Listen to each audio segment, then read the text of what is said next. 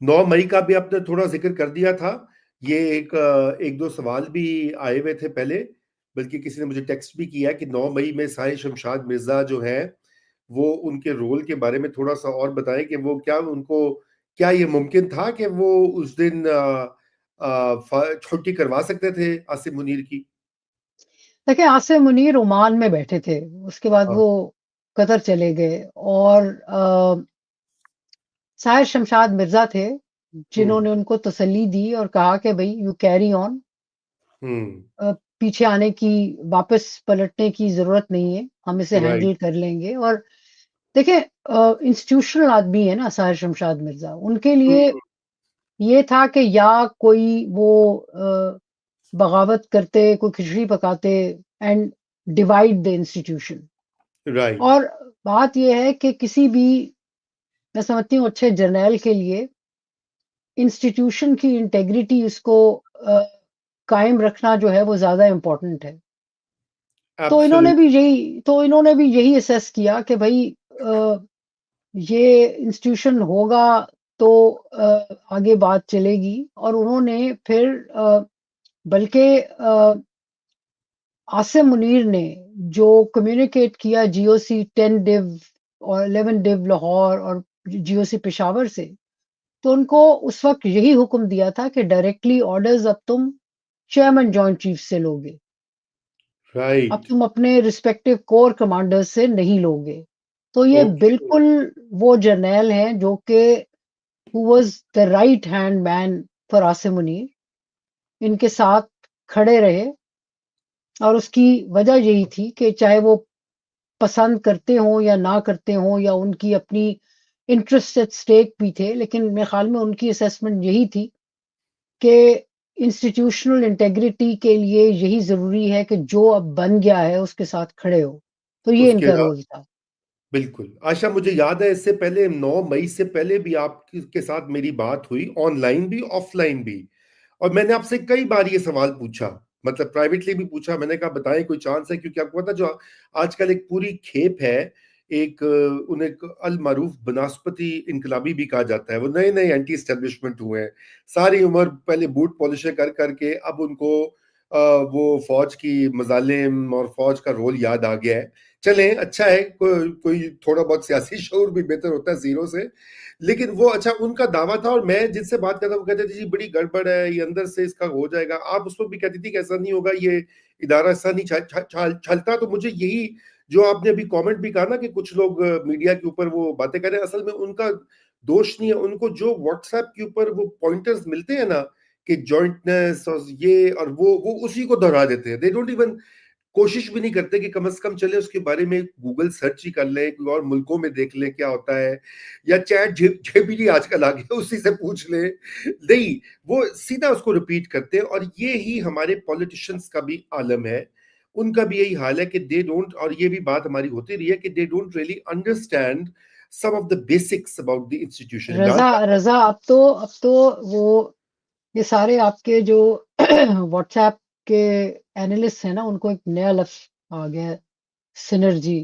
अ, जो बगैर समझे हुए कि how does it work? I mean, when have we lacked synergy?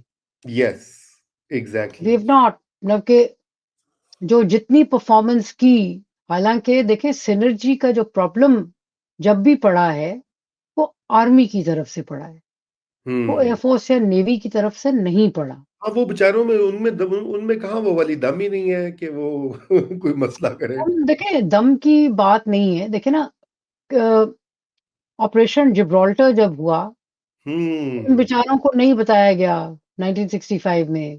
Kargil.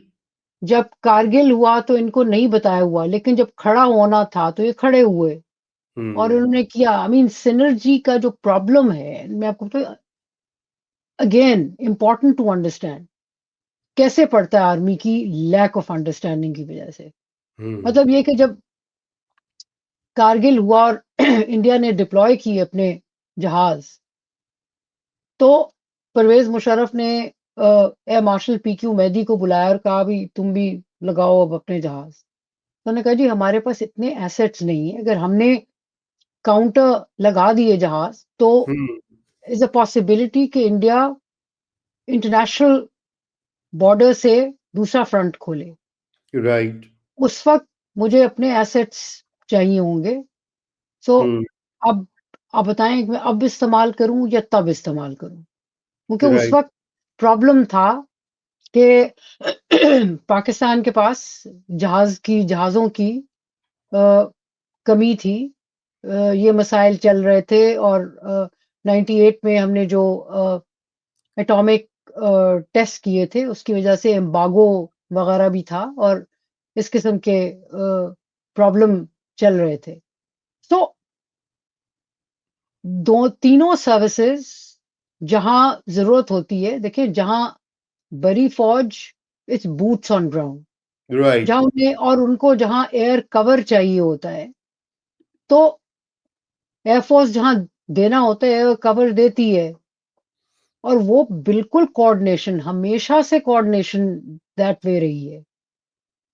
अच्छा। हम आयशा, ये जी, एक राना रहील साहब हैं। उन्होंने बात ही खत्म कर दी। उन्होंने कहा the force that has the ability to impose martial law should hold also hold the command authority. आगे इमोजी है स्माइल वाला।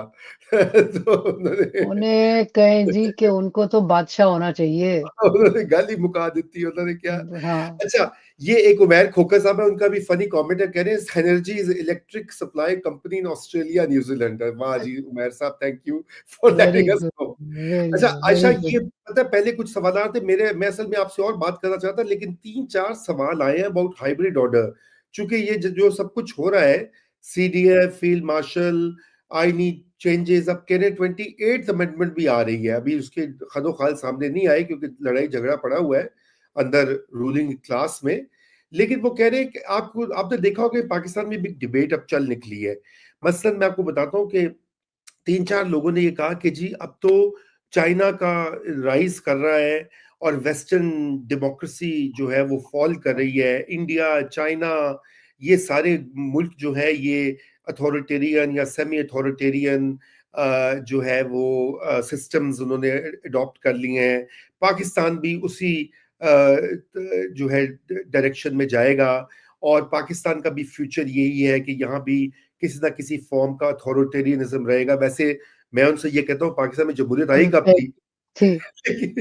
लेकिन आप मुझे बताइए कि व्हाट डू यू सी, ये जो आर्ग्यूमेंट है looking at the global stage. आप, मुझे याद है पिछले साल आप अमेरिका आई थी, तो हमने उस वक्त अमेरिका के हवाले से भी एक आपने तकरीर की थी, रिमेंबर? चाइना का भी जी आपने जी। जिक्र किया था। आपने यही डेमोक्रेसी के डिक्लाइन के बारे में बात की थी।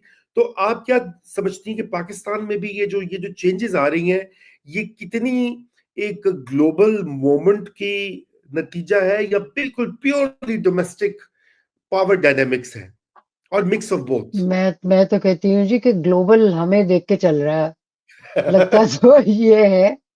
देखिए ऐसा हमारे यहाँ कभी भी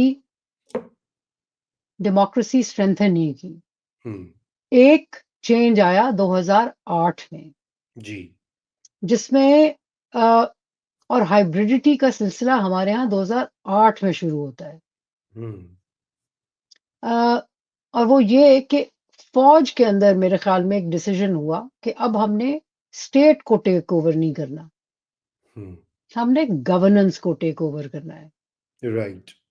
और फिर जो जितने भी पॉलिटिशियन थे, चाहे वो शदीद डेमोक्रेसी डेमोक्रेसी का झंडा गाड़ने वाले मियां नवाज शरीफ हों, चाहे वो इमरान खान हो और उनकी तहरीक इंसाफ हो, इन सारों ने इनफैक्ट गवर्नेंस में फौज का रोल इंक्रीज किया। राइट। वाहिद जिसने थोड़ी सी इंस्टीट्यूशनल पुशबैक दी, पार्टली, वो थी पाकिस्तान पीपल्स पार्टी। 2008 से 2013 तक इन्होंने बहुत बहुत सारे केसेस में ये पीछे भी हुए। ये नहीं कि इन्होंने सरेंडर नहीं किया, हथियार नहीं डाले। इनफैक्ट अगर आप फरतुल्लाह बाबर साहब की किताब पढ़ें जो उन्होंने अभी जरदारी साहब पे लिखी, तो उसमें उनकी शिकायत ही ये है कि जहां खड़े होना चाहिए था, पुश बैक देनी चाहिए थी, वहां जरदारी साहब ने नहीं दी। लेकिन इंस्टीट्यूशनली उन्होंने दो चीजें, जो कि पहली charter of democracy 2006 Benazir Bhutto और मियां नवाज शरीफ के दरमियान जो साइन हुआ था, उसमें एक इम्पॉर्टेंट जो चीज की गई थी वो ये था कि हम नेशनल सिक्योरिटी काउंसिल को खत्म करके वापस रिवर्ट करेंगे कैबिनेट कमेटी फॉर डिफेंस। जी। उन्होंने चाहे कच्चा पक्का जैसा चलाया उसको 2013 तक रखा। उस 2013 में डिफंक्ट कर दिया और उसको खत्म कर दिया मियां नवाज शरीफ ने, और हम्म। नेशनल सिक्योरिटी काउंसिल का नाम बदल के नेशनल सिक्योरिटी कमेटी करके आ गए, जो हम्म। बाद में उनके गले में पड़ी, वो जो डॉन लीक्स वाला मामला है। हाँ। इमरान खान आए, उन्होंने तो इकोनॉमिक जो डेवलपमेंट काउंसिल जो बनी उसमें उसका मेंबर बना दिया। मतलब कि जब आप इस नहज की ताकत पे आर्मी चीफ को ले जाएंगे तो फिर आप ही हैं जो पीछे हटेंगे, वो पीछे नहीं हटेंगे। सो हमारा तो बिल्कुल कायदा ही बिल्कुल मुख्तलिफ है। अच्छा, अब ये जो है कि ग्लोबली जो हो रहा है वो हमारी जस्टिफिकेशन है। ये देखो जी, उधर भी हो रहा है ना, ट्रम्प भी ये कर रहा है, बट हम ये नहीं देखते कि मैं समझती हूँ कि अमेरिका अभी भी डेमोक्रेटिक है और वहां वो इंस्टीट्यूशंस कायम हैं जो कि क्वेश्चन कर रहे हैं, धक्का दे रहे हैं, और अ, उसकी जिंदगी को every now and then uncomfortable कर देते हैं। ट्रम्प के लिए इजी मैनेजमेंट नहीं है। हम्म। यूके में देख लें, नहीं है। यूके में पुशबैक है। अब अथॉरिटेरियनिज्म दुनिया भर में बढ़ इसलिए रहा है क्योंकि जो लेफ्ट विंग की पार्टीज हैं, जो लिबरल पार्टीज हैं, उन्होंने डेमोक्रेसी में कभी इन्वेस्ट नहीं किया, हाँ। मेहनत नहीं की। सो राइट विंग की, तो हमें राइट विंग जब आती है तो हमें लगता है जी ये अथॉरिटेरियन है। बट बात यह है कि राइट विंग अपनी एक आइडियोलॉजी लेके आती है और उसके लिए वो फिर जाहिर है उसको इन्फोर्स करना चाहते हैं और सिस्टम्स लुक मोर अथॉरिटेरियन। लेकिन हर जगह सिस्टम्स चल रहे हैं, इंस्टीट्यूशन को खत्म होते होते भी वक्त लगता है। करेक्ट। सो सो अब मसला ये है कि अगेन आप जैसे हिंदुस्तान का देख लें। अब हमने हमारे यहाँ बड़ा प्रोपेगेंडा था कि जी इनको ये जंग इसलिए चाहिए बिहार के इलेक्शन जीतने हैं। उनको बिहार के इलेक्शन जीतने की के लिए बिल्कुल जरूरत नहीं थी पाकिस्तान से जंग की, एक फॉल्स फ्लैग ऑपरेशन की। उनके लिए तो माशाल्लाह वहां सबसे बड़ा उनके लिए जो तोहफा भगवान ने, खुदा ने, रब ने मोदी जी को दिया है वो राहुल गांधी की सूरत में है। मतलब कि वो इतना कमजोर और बेकार लीडर है, बिल्कुल उसी तरह। मतलब ये कि वो भारत जोड़ो यात्रा करता है, फिर छुट्टियों पे चला जाता है। लोगों को रिस्पांस चाहिए होता है, लोगों को प्रेजेंस अपने लीडर की चाहिए होती है, हम्म। और वही मसला हमारे यहाँ भी आ रहा है। हमारे राइट। यहाँ भी लीडर प्रेजेंट नहीं है। किसी अंधे को भी पता है, किसी छोटे बच्चे को भी पता है कि हुकूमत इस वक्त की किसकी उंगली पकड़ के चल रही है और किसकी उंगली पकड़ के कायम है। और जब आप पॉलिटिक्स करना छोड़ देते हैं, जब आप खड़े नहीं होते, जब आप कॉम्प्रोमाइज दर कॉम्प्रोमाइज करते हैं, तो फिर पॉलिटिक्स की गेम आपके हाथ से निकल जाती है। जो तो हो रहा है ये जो हो रहा है, पाकिस्तान में। तो हाँ। हाइब्रिडिटी जो है हमारे यहाँ सिर्फ ये है कि मार्शल लॉ जब आप लेके आते हैं, देखिए इस वक्त दुनिया के सब लोगों को पता है कि यहाँ कौन एक्चुअली इन रूल कंट्रोल है, करता है। हम्म। राइट। एंड ये या। बड़े जमानों से ये मसला है। मुझे जी। याद है कि कांग्रेसमैन बर्मन, ये जो कैरी लूगर बर्मन बिल जी। था, जी। तो उनसे मुलाकात हुई मेरी वॉशिंगटन में 2010 में। तो बल्कि शाह महमूद कुरैशी आए हुए थे, तो एक शाइया सा था उसमें, मैं भी गई। तो कांग्रेसमैन बर्मन से मैंने पूछा, मैंने कहा जी आप क्यों नहीं, वाई यू स्टैंडिंग बिहाइंड, आप लोग हमेशा जो है फौजी हुकूमतों को सपोर्ट करते हैं, आप पॉलिटिकल गवर्नमेंट्स के। उन्होंने कहा जनाब बात सुनो, हमने तो पूरी कोशिश की थी, बाकी आपका काम है, आपके यहाँ कोई इंटरेस्टेड नहीं लग रहा, इसलिए यू नो हमारा हाँ क्या है।